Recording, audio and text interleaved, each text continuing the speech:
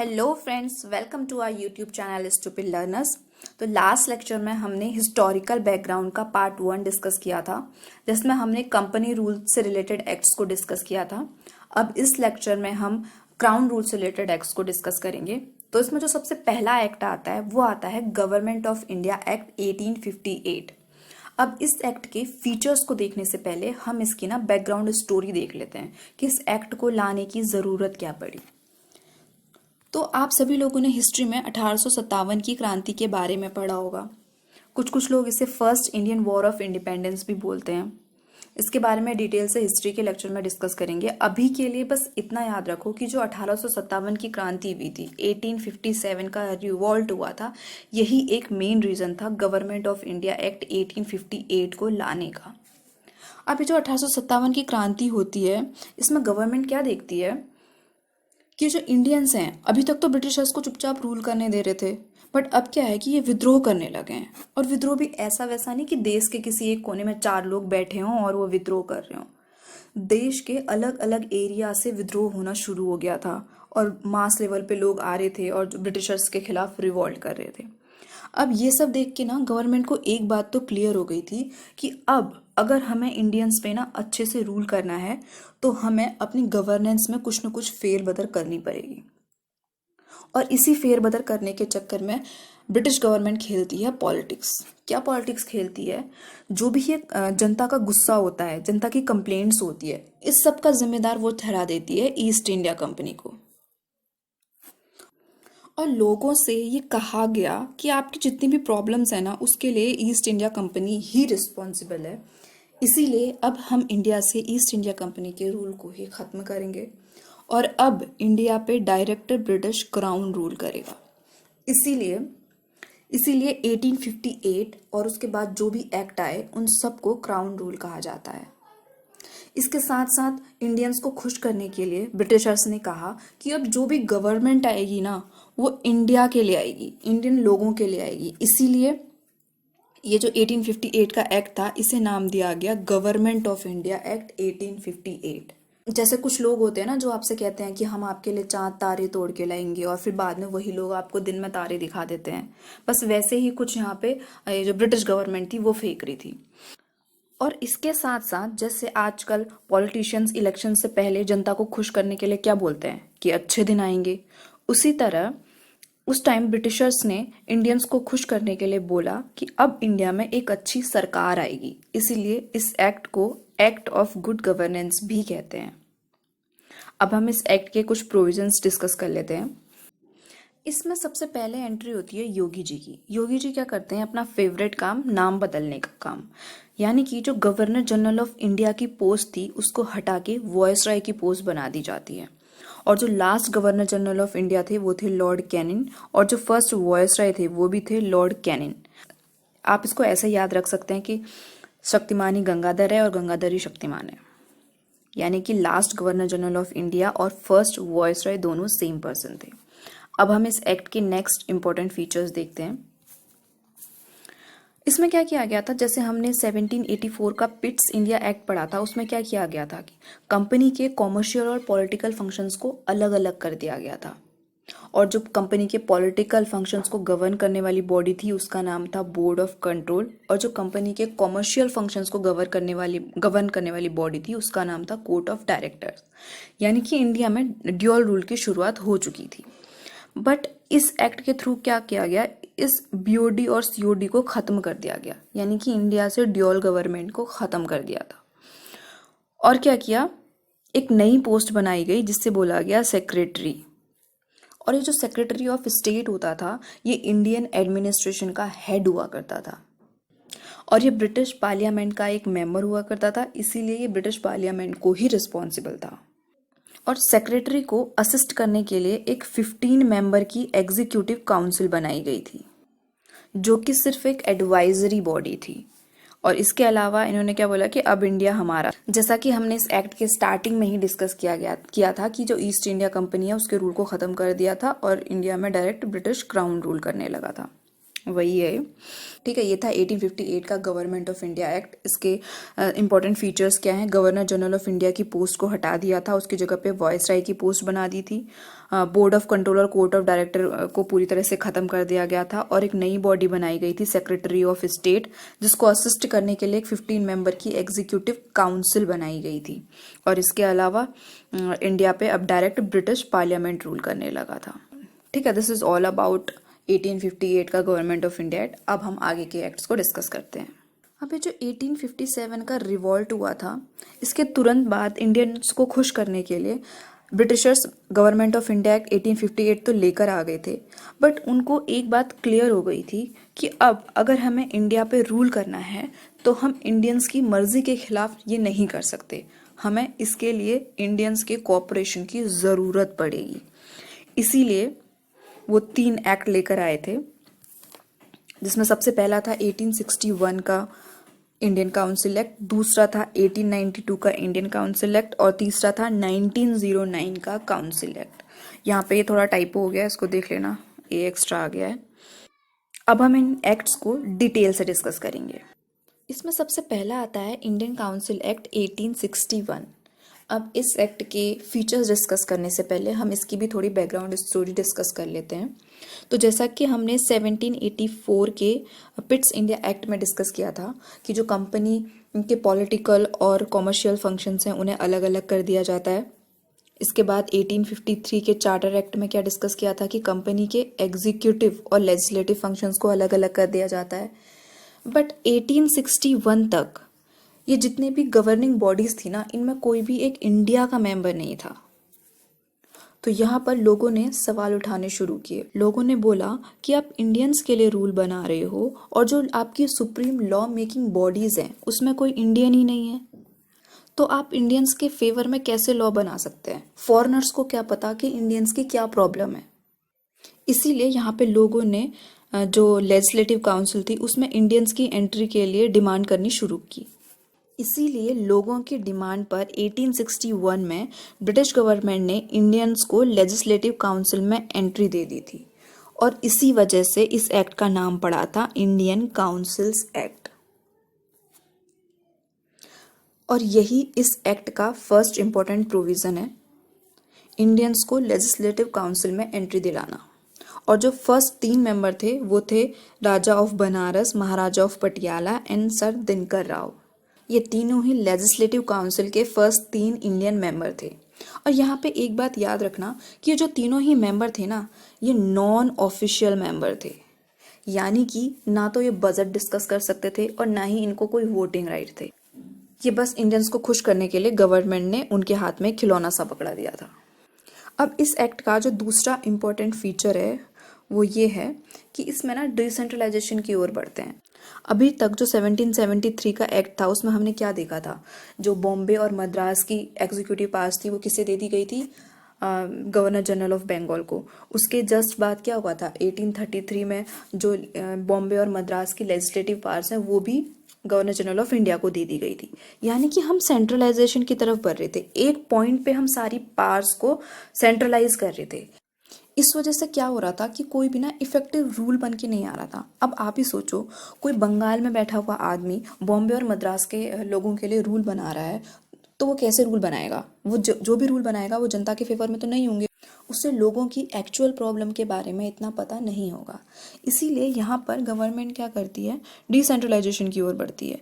बॉम्बे और मद्रास की जो पावर्स थी वो उन्हें फिर से वापस कर दी जाती हैं। अब वो खुद अपने एरिया के लिए लॉ बना सकते हैं। इसके अलावा न्यू लेजिस्लेटिव काउंसिल बनाई गई बंगाल के लिए, नॉर्थ वेस्ट फ्रंटियर प्रोविंस के लिए और पंजाब के लिए। अब इसके अलावा जो नेक्स्ट इंपॉर्टेंट फीचर था इस एक्ट का वो ये था कि पोर्टफोलियो सिस्टम शुरू किया गया था। अब ये पोर्टफोलियो सिस्टम क्या है? जो वॉयसरॉय को असिस्ट करने के लिए काउंसिल बनाई गई थी उसके जो मेंबर्स थे उन लोगों को ना एक एक डिपार्टमेंट दे दिया गया था। जैसे किसी को सिविल जस्टिस का डिपार्टमेंट, किसी को रिवेन्यू का डिपार्टमेंट है, ताकि गवर्नेंस को अच्छे से चलाया जा सके। अब जो इस एक्ट का नेक्स्ट इंपॉर्टेंट प्रोविजन था वो ये था कि वॉयसरॉय को ऑर्डिनेंस जारी करने की पावर दे दी थी।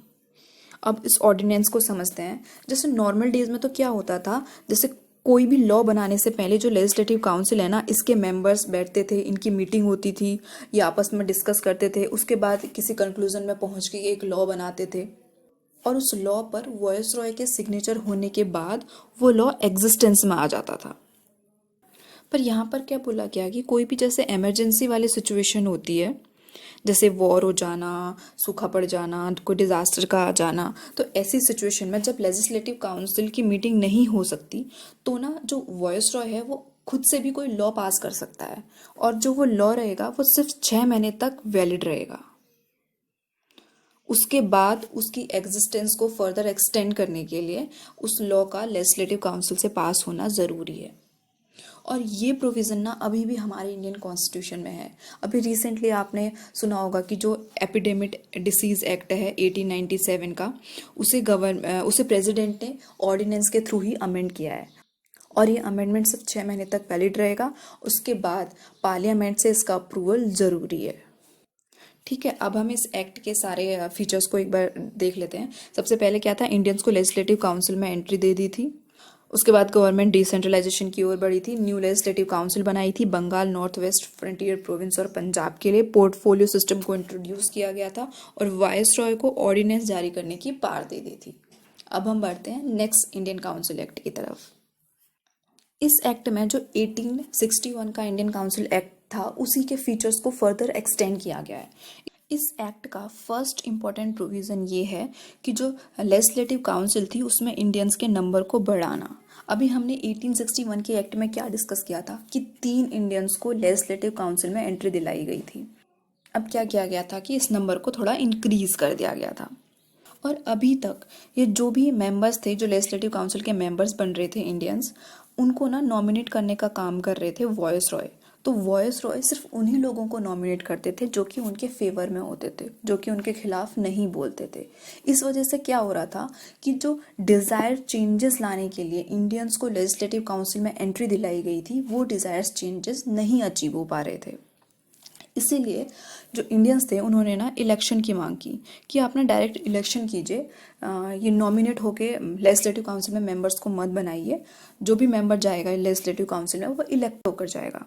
तो ब्रिटिशर्स ने ये डिमांड पूरी तरीके से तो स्वीकार नहीं की, बट हाँ उन्होंने एक इनडायरेक्ट इलेक्शन का प्रोविज़न शुरू कर दिया था। वो ऐसे कि जो सेंटर की लेजिस्लेटिव काउंसिल थी उसके मेंबर्स को तो वॉयसरॉय ही नॉमिनेट करेगा, बट जो प्रिंसली स्टेट की लेजिस्लेटिव काउंसिल थी उसके मेंबर्स को गवर्नर नॉमिनेट कर सकता है। और गवर्नमेंट कहाँ से नॉमिनेट करेगा, जो भी प्रिंसली स्टेट में एजुकेटेड पीपल हैं, जमींदार लोग हैं, जो म्यूनिसिपैलिटी के मेंबर हैं, उन लोगों को लेजिस्लेटिव काउंसिल का मेंबर बनाया जाएगा। इस एक्ट का नेक्स्ट इम्पॉर्टेंट फीचर था कि जो इंडियंस लेजिस्लेटिव काउंसिल के मेंबर्स थे उनको अब बजट डिस्कस करने की पावर दे दी गई थी और साथ ही साथ वो बजट से रिलेटेड कोई एक क्वेश्चन पूछ सकते थे। इससे पहले वाले एक्ट में देखा था ना केजरीवाल जी कैसे सीधे साधे मफलर डाल के बैठे हुए थे और अब देखो कैसे चश्मा लगा के आ रहे हैं क्योंकि इन्हें थोड़ी बहुत पावर्स मिल गई हैं। अब इस एक्ट के इम्पोर्टेंट फीचर्स क्या क्या हैं, सबसे पहले लेजिस्लेटिव काउंसिल में इंडियंस के नंबर्स को बढ़ाना, उसके बाद एक इनडायरेक्ट इलेक्शन का प्रोविज़न लाना और उसके बाद इंडियंस को बजट डिस्कस करने की पावर देना। अब हम डिस्कस करेंगे नेक्स्ट इंडियन काउंसिल एक्ट जो कि है इंडियन काउंसिल एक्ट ऑफ 1909। इसको मॉले मिंटो रिफॉर्म के नाम से भी जाना जाता है। अब हम इस एक्ट के इम्पॉर्टेंट फीचर्स को डिस्कस कर लेते हैं। तो जो सबसे पहला है वो है कि जो लेजिस्लेटिव काउंसिल थे उसके साइज को बढ़ा दिया गया था। पहले लेजिस्लेटिव काउंसिल में सिर्फ 16 मेंबर हुआ करते थे, अब इसको बढ़ा के 60 कर दिया गया था। और नेक्स्ट इम्पॉर्टेंट फीचर है कि जो लेजिस्लेटिव काउंसिल के इंडियन मेंबर्स थे उनको सप्लीमेंट्री क्वेश्चन पूछने की पास दे दी थी। इससे पहले वाले एक्ट में हमने क्या देखा था कि इंडियंस को बजट डिस्कस करने की पावर मिल गई थी और साथ ही साथ वो बजट से रिलेटेड कोई एक क्वेश्चन पूछ सकते थे। बट अगर इस क्वेश्चन के आंसर से वो सेटिस्फाइड नहीं है तो वो फर्दर कोई दूसरा क्वेश्चन नहीं पूछ सकते थे। बट इस एक्ट ने क्या किया था कि इस एक्ट ने इनको ये पावर दे दी थी कि अगर वो आंसर से सेटिस्फाइड नहीं है तो वो कोई दूसरा क्वेश्चन भी पूछ सकते हैं। उसी को बोलते हैं सप्लीमेंट्री क्वेश्चन। अब इस एक्ट का नेक्स्ट इम्पॉर्टेंट फीचर देखते हैं। ये था इंडियंस का एग्जीक्यूटिव काउंसिल में एंट्री। अभी तक हमने क्या देखा इंडियंस को लेजिस्लेटिव काउंसिल में एंट्री कब मिली थी?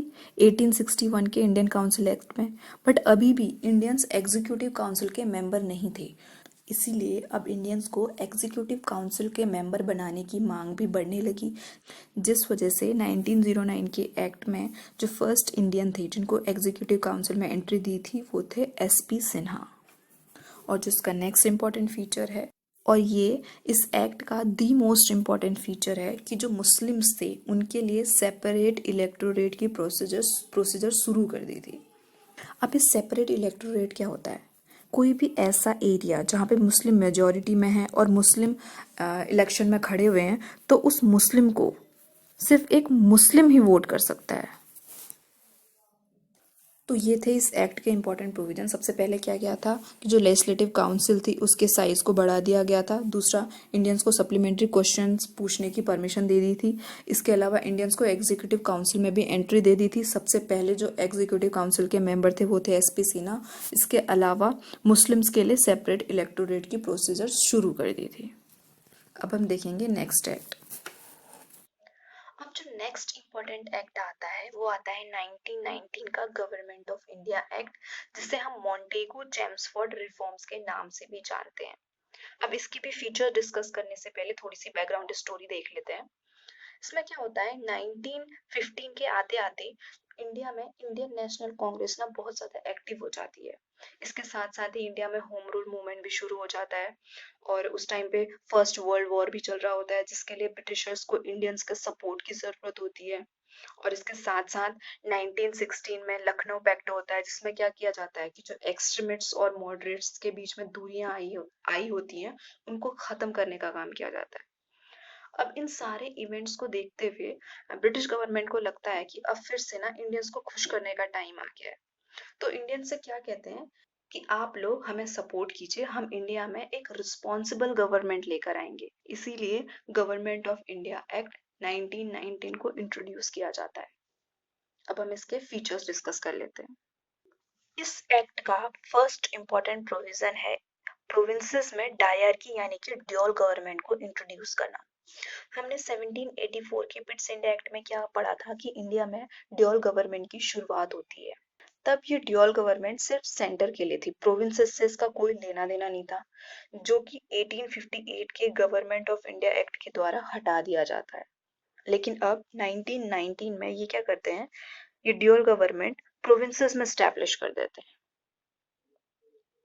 इसके अलावा इसका जो दूसरा इंपॉर्टेंट प्रोविजन था कि जितने भी लॉ मेकिंग सब्जेक्ट्स थे इनको ना दो पार्ट्स में डिवाइड कर दिया था।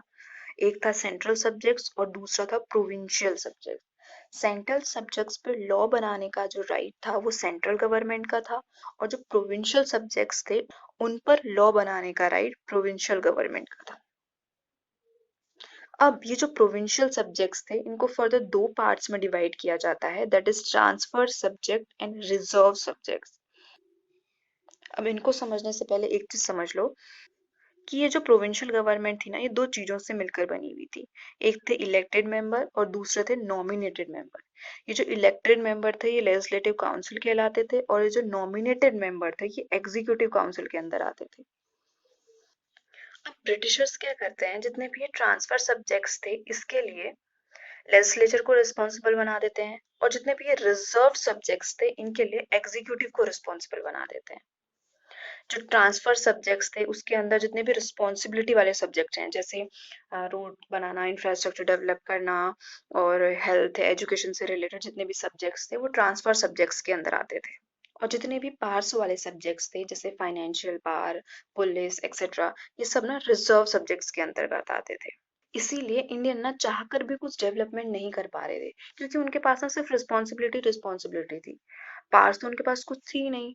इसके अलावा इस एक्ट का नेक्स्ट इंपॉर्टेंट प्रोविजन है कि जो सिविल सर्वेंट्स थे उनके रिक्रूटमेंट्स के लिए एक पब्लिक सर्विस कमीशन बनाया गया था। इसके अलावा 1909 के एक्ट में हमने क्या पढ़ा था कि मुस्लिम्स के लिए सेपरेट इलेक्टोरेट लाया जाता है।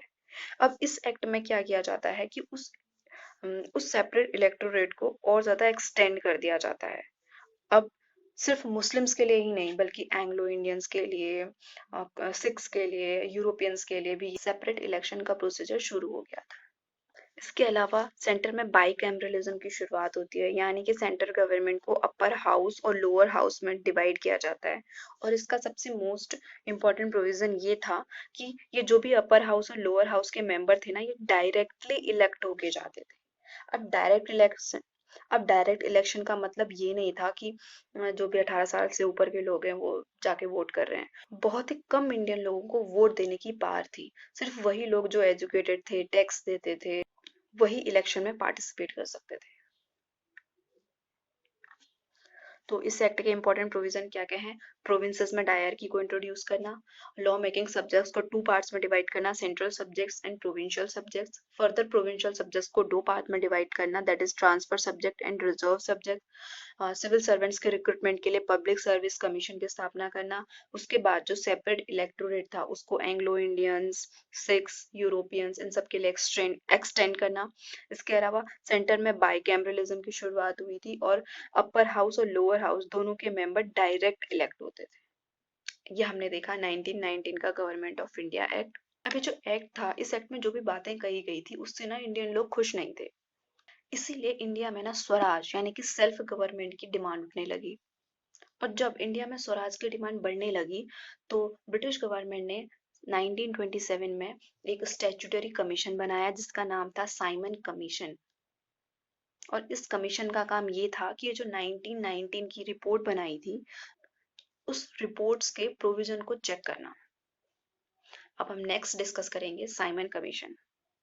तो ये जो साइमन कमीशन था इसको 1927 में ब्रिटिश गवर्नमेंट ने बनाया था। इसमें 7 मेंबर्स थे। और ध्यान देने वाली बात यह है कि जो 7 के 7 मेंबर्स थे ना, ये सब ब्रिटिशर्स थे, इसमें कोई भी इंडिया का मेंबर नहीं था। यही एक रीजन था कि इंडियंस ने इसका बहुत विद्रोह किया।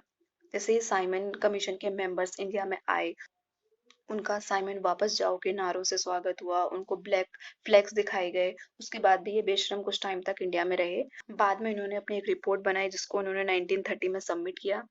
इस रिपोर्ट में इन्होंने कुछ सजेशंस दिए हुए थे जिनमें से एक था कि आपको 3 राउंड टेबल कॉन्फ्रेंस शुरू करनी चाहिए और ये जो ड्यूअल गवर्नमेंट का सिस्टम है ना, इसे खत्म कर देना चाहिए। अभी जो साइमन कमीशन की रिकमेंडेशंस थी, इनका इफेक्ट हमें आने वाले एक्ट में दिखेगा। तो यहाँ पे जो इन्होंने 3 राउंड टेबल कॉन्फ्रेंस की बात की गई थी ना, इसके बाद ब्रिटेन में 1930 से 1932 तक 3 राउंड 3 राउंड टेबल कॉन्फ्रेंसेस होती हैं जिसमें फर्दर इंडियंस और ब्रिटिशर्स के बीच में जितने भी डिस्प्यूट्स हैं उनको सॉल्व करने की कोशिश की जाती है। पर इसी दौरान क्या होता है कि जो ब्रिटेन के प्रधानमंत्री होते हैं मैकडोनाल्ड, वो क्या करते हैं, कम्युनल अवार्ड लाने की बात करते हैं। इस कम्युनल अवार्ड के अकॉर्डिंग अब जो इंडिया में डिप्रेस्ड क्लासेस हैं उनके लिए भी सेपरेट इलेक्टोरेट की बात कही गई थी। पहले इन्होंने मुस्लिम्स को सेपरेट इलेक्टोरेट दिया था, फिर इसे सिख, एंग्लो इंडियन, यूरोपियन इन सब के लिए एक्सटेंड कर दिया था। और अब ये लोग क्या कर रहे थे कि हिंदुओं के अंदर भी जो डिप्रेस्ड क्लासेस थी उनके लिए सेपरेट इलेक्टोरेट लेकर आएंगे, जिसके फेवर में डॉक्टर भीमराव अंबेडकर थे, क्योंकि उन्हें लगता था कि जो भी डिप्रेस्ड क्लासेस है ना, इनको इंडियन गवर्नमेंट में सही रिप्रेजेंटेशन नहीं मिलता है। बट जो हमारे महात्मा गांधी जी थे, उनका ये मानना था कि ब्रिटिशर्स ने पहले ही सेपरेट इलेक्टोरेट लाके जो इंडियंस की यूनिटी है उसे तोड़ दिया है, उसे धर्म में डिवाइड कर दिया है। और अब ये डिप्रेस क्लासेस के लिए भी सेपरेट इलेक्टोरेट लाके जो हिंदुओं की यूनिटी है ना उसे तोड़ रहे हैं। इसीलिए इन्होंने बोला कि अगर ये कम्युनल अवार्ड आता है तो मैं भूख हड़ताल पे बैठूंगा। अब गांधी जी जो थे वो भूख हड़ताल पर बैठ गए थे, इसीलिए अंबेडकर पे भी बहुत ज्यादा प्रेशर आ गया था और ब्रिटिश गवर्नमेंट पे भी बहुत ज्यादा प्रेशर आ गया था। इसीलिए अंबेडकर और गांधी जी के बीच एक पैक्ट साइन होता है, पूना पैक्ट। अब इस एक्ट के थ्रू डिप्रेस्ड क्लासेस के लिए इंडियन गवर्नमेंट में कुछ सीट्स रिजर्व कर दी गई थी। यानी कि अब ये जो लेजिस्लेटिव काउंसिल थी, इसकी कुछ सीट्स डिप्रेस्ड क्लास के लिए रिजर्व हो चुकी थी, ताकि उन्हें भी गवर्नमेंट में सही रिप्रेजेंटेशन मिल सके, ताकि वो अपनी प्रॉब्लम्स डिस्कस कर सके और उनकी प्रॉब्लम्स को रिजॉल्व किया जा सके और इससे इंडियंस की यूनिटी पे भी खतरा ना हो। अब इसी से आगे निकल कर आता है गवर्नमेंट ऑफ इंडिया एक्ट 1935।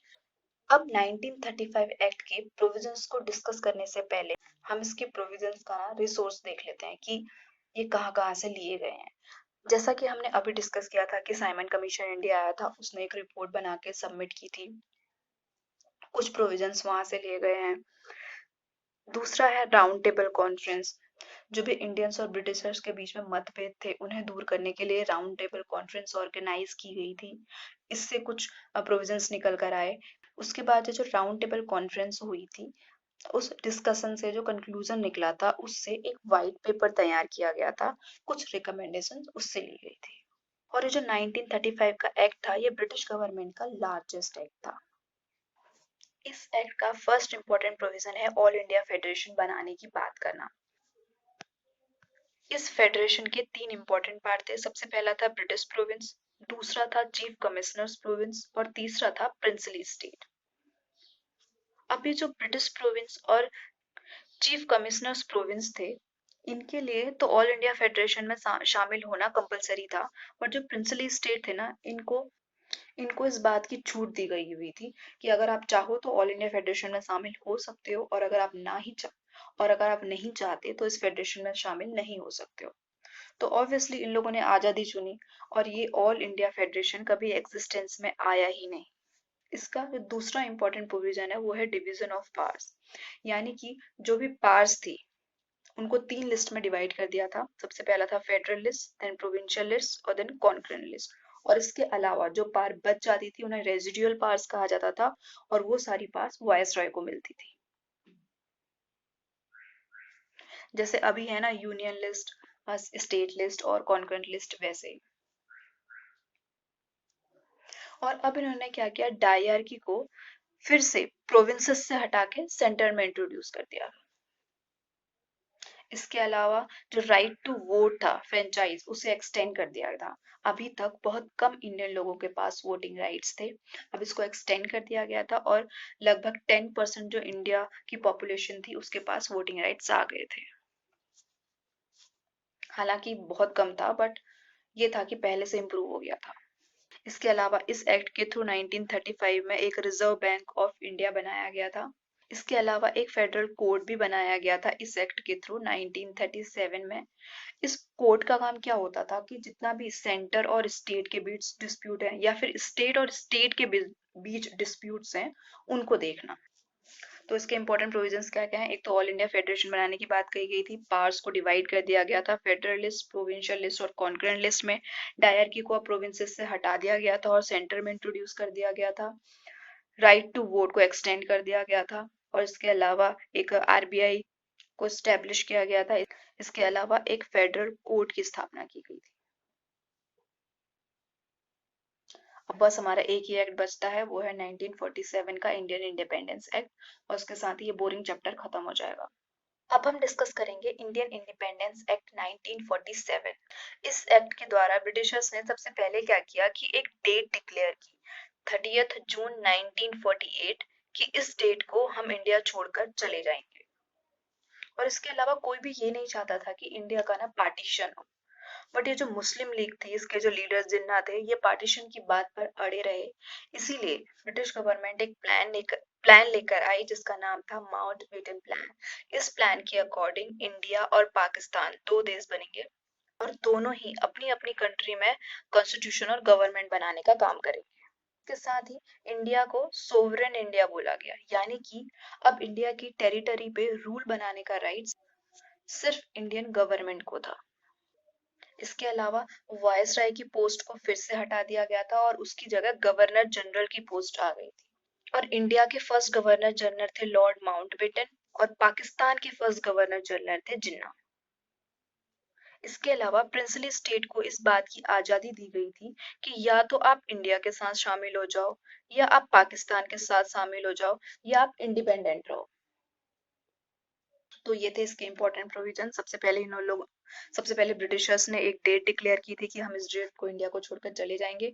उसके अलावा जिन्ना ने पार्टीशन की डिमांड की थी, तो उसके लिए माउंटबेटन प्लान आया था जिसके अकॉर्डिंग इंडिया और पाकिस्तान दो इंडिपेंडेंट कंट्री बनी थी।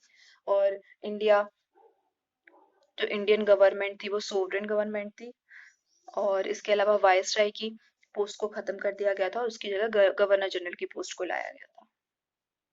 और प्रिंसली स्टेट को इस बात की आज़ादी दी गई थी कि या तो आप इंडिया के साथ शामिल हो लो, या पाकिस्तान के साथ शामिल हो लो, या फिर आप इंडिपेंडेंट ही रह लो।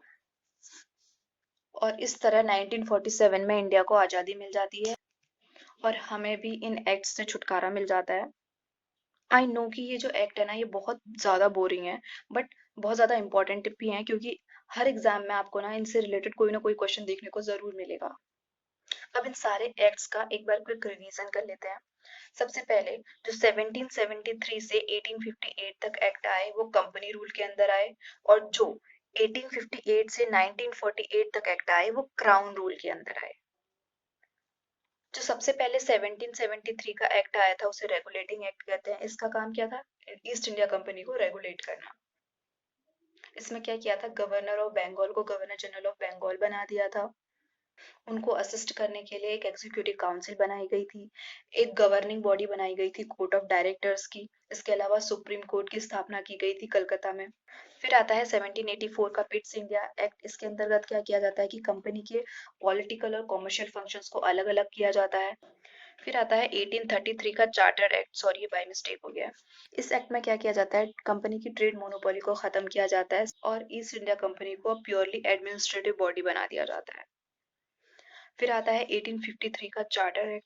इसमें क्या किया जाता है कि जो कंपनी के लेजिस्लेटिव और एग्जीक्यूटिव फंक्शन है उन्हें अलग अलग किया जाता है। लेजिस्लेटिव काउंसिल बनाई जाती है और साथ ही एक ओपन कंपटीशन रखा जाता है सिविल सर्वेंट्स के रिक्रूटमेंट्स के लिए। अब इसके बाद आता है 1858 का गवर्नमेंट ऑफ इंडिया एक्ट। इस एक्ट के द्वारा गवर्नर जनरल ऑफ इंडिया को वॉइसरॉय ऑफ इंडिया बना दिया जाता है। ड्यूअल गवर्नमेंट को इंडिया से ख़त्म कर दिया जाता है और इसकी जगह पे एक सेक्रेटरी ऑफ स्टेट नाम की पोस्ट लाई जाती है, जिसको असिस्ट करने के लिए 15 मेंबर की एग्जीक्यूटिव काउंसिल बनाई जाती है। फिर नेक्स्ट आता है 1861 का इंडियन काउंसिल एक्ट, जिसके द्वारा क्या किया जाता है कि इंडियन को लेजिस्लेटिव काउंसिल में एंट्री दिला दी जाती है।